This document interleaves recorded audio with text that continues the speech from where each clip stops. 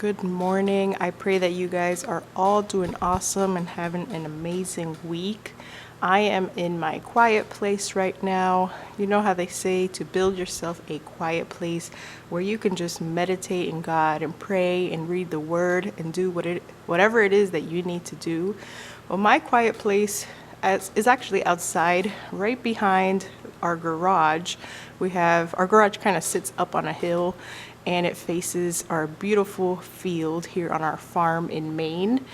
But today's a little bit rainy, a little misty, so it actually works out just fine because I just opened the back garage door, set my camera right up here, and it's still a perfectly fine, quiet space for me to do what I have to do and still be able to film messages and things with you. So I am grateful for that this morning, because if it's too windy or rainy outside, I can just tuck myself in here and it's still quiet, peaceful, away from everything, and I can film these videos and not be interrupted by the weather. But when it is gorgeous outside and sunny, you will find that I sit right at this hill. You can't see it, but it's behind this garage and it faces the entirety of our field, and it's just so pretty. So I have a word for you guys today. I can't call it a dream, more like a vision, because it happened when I was like just on the verge of falling asleep. I wasn't in a deep sleep or anything. I was still aware and conscious, but I received, I guess, a vision, or you can call it a dream. I'm not even sure what to call it, but I don't consider it a dream because I wasn't fully asleep. And when I received this vision, I almost felt like getting up and jotting it down so that I wouldn't forget. But I woke up with the same message in my heart and it was fresh in my memory. So I know that this was from God and I'm going to share it with you today. And I'm very excited to show it or share it with you, and so that it serves for a word for you as well, because God said that this is for you and to share it on this channel. And if you do hear some crackling in the background, that is just the breeze. It does something with our garage roof where it kind of creaks and cracks a little, but don't let that distract you from the words that I'm going to share with you. So let's say this was a vision. I'm just going to call it a vision because I was in bed almost trying to fall asleep, but that is when this vision came into my mind. And as I was laying there almost falling asleep, I was semi in a dream state, and a random man, I don't know who it was, but he stopped me. I don't know where we were either. We were somewhere busy, kind of like a grocery store type of setting, and this man stopped me to ask me a question just in the middle of nowhere. And he showed me on his phone a video that I had made, and the thumbnail on this video, I don't know what exactly it was, but there was beautiful green grass. It was thick and luscious and almost like glittering from the dew on it. It was just a really beautiful chunk of grass. Our grass looks nothing like that right now, so don't compare it to my grass now. But in this thumbnail, it was just so beautiful. And the man was asking me how he could get that. Like, he was curious about how I got my grass looking like that. He wanted that and wanted to know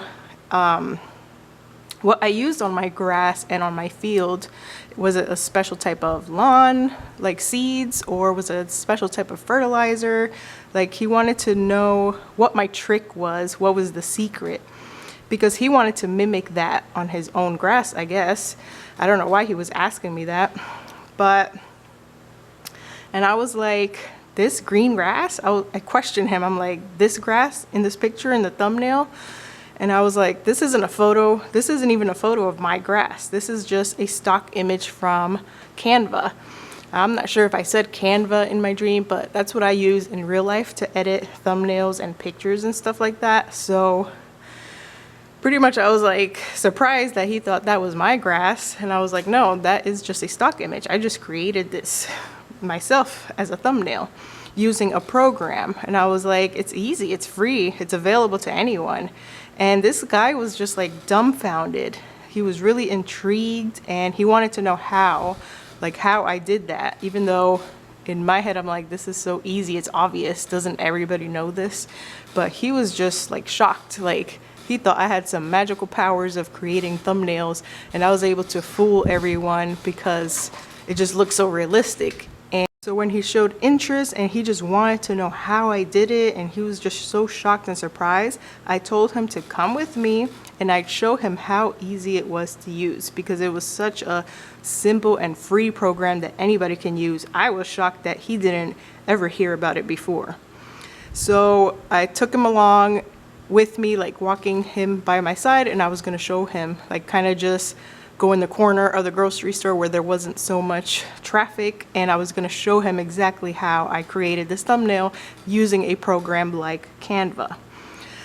So while I was having that vision or dream, whatever you want to call it, that is pretty much where it stopped, and God stopped me and said, the grass represents your relationship with me, your salvation, your deliverance, the way you smile through it all, the way you believe in me and trust me and share the gospel. That light radiates off that picture is the light that radiates in you. So that light and that like attractiveness that the man was like just staring at that picture in awe and he couldn't believe it. That is the light that radiates off of me.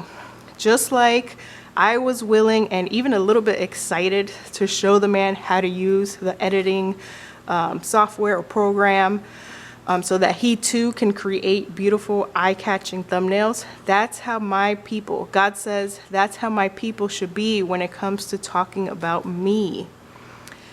It's easy. It doesn't have to be complicated. I am available for everyone. I am easy to find. Just call out for me.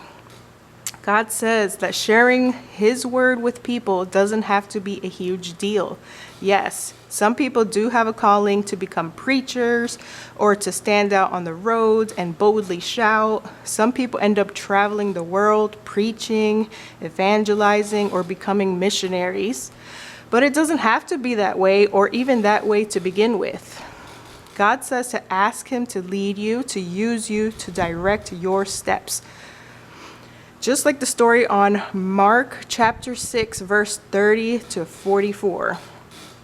The one about Jesus feeding the 5,000. I'm sure you guys have heard this story, but I'm going to read it because I was led to read it. So again, Mark chapter 6, verse 30 to 44 says, Then the apostles gathered to Jesus and told him all things, both what they had done and what they had taught. And he said to them, Come aside by yourselves to a deserted place and rest a while. For there were many coming and going, and they did not even have time to eat. So they departed to a deserted place in the boat by themselves. But the multitudes saw them departing, and many knew him and ran there on foot from all the cities. They arrived before them and came together to him. And Jesus, when he came out, saw a great multitude and was moved with compassion for them, because they were like sheep not having a shepherd. So he began to teach them many things. When the day was now far spent, his disciples came to him and said, This is a deserted place, and already the hour is late. Send them away, what they may go into the surrounding country and villages and buy themselves bread, for they have nothing to eat. But he answered and said to them, You give them something to eat. And they said to him, Shall we go and buy 200 denarii worth of bread and give them something to eat? But he said to them, How many loaves do you have? Go and see. When they found out, they said, 5 and 2 fish. Then he commanded them to make them all sit down in groups on the green grass. So they sat down in ranks in hundreds and fifties.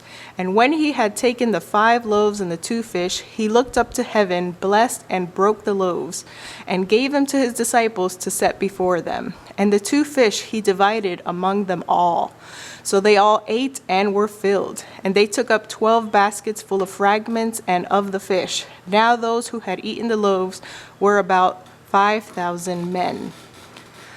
So after reading that, just like Jesus fed 5,000 with a very small amount of food, you too can feed the masses with just a crumb. You start small. You start with a piece of bread. That piece of bread can be extended, can be an extended invitation to someone for church. It can be posting a Bible verse on Instagram. It can be as simple as reading a Bible verse on a video, sharing a message to just one person. It doesn't have to be like a group of people. It can be so simple. See if you can find a way to bless someone in your current situation, whether you're at work or at school, on social media, or to a neighbor. You're able, you have the authority, and you are qualified. I used to think I myself wasn't qualified to share messages with people because I don't have the Bible memorized. I've never studied theology. Nothing like that. I still feel like I am a baby in my walk with God. But God says that I have the authority. I am capable. I know everything I have to know about God to be able to share messages with you and to share His word with you. And I am qualified. So, just like a little tear, a little piece of bread has a capability to impact many more people with just one small act as you feel led to. All you have to do, that's how you start. You just start with one little thing, and it's going to continue to grow from there. That small gesture is memorable to someone. That small gesture makes you shine and glow and attract, like that beautiful luscious grass in my thumbnail. It doesn't have to start as something huge and mighty. But God says, don't be afraid to take on whatever He asks you to if it's His will for you. Don't forget about your children, whether they're young or old. Don't forget about your babies. They look up to you more than any stranger out there in the grocery store. Sometimes we forget our children, and I'm guilty of this as well. Our children need ministering to as well. That's where it should begin, honestly. What kind of parents or Christians are we if our own kids don't know God?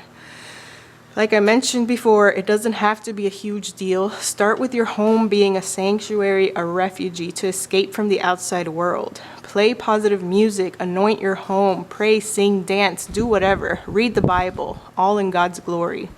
Amen. I pray that you receive this message, understand it, and that you are motivated or inspired by what God revealed to me with this vision. When you are doing work for the Lord, people will look at you. They will be intrigued. They will want to learn more. Use that. Use that chance to bring those people closer to God. It doesn't have to be grand, but there is an urgency. There are many people that believe in God, but are not willing to go as far as to put in the work. Come on, God needs more workers, more servants, more people willing to work and show people the way. I don't have to be a grand and fancy graphic designer to create a thumbnail. It's simple. The free programs are there within our reach, available to everyone. But some people still don't have a clue and need someone to direct them and teach them how to use those programs. Use the tools or gifts that you have to serve the Lord and spread the word to all. But especially when someone shows a glimpse of interest, that's your chance, that's your go time. Don't take it for granted because it does not come often. You will be rewarded for your obedience, but if you don't claim that blessing, someone else will. Amen. I pray that you guys understood it. I hope that you are able to absorb it and even utilize it in your own life as well. Have an amazing rest of the week and be blessed. God bless you. I love you, and I will see you in the next video.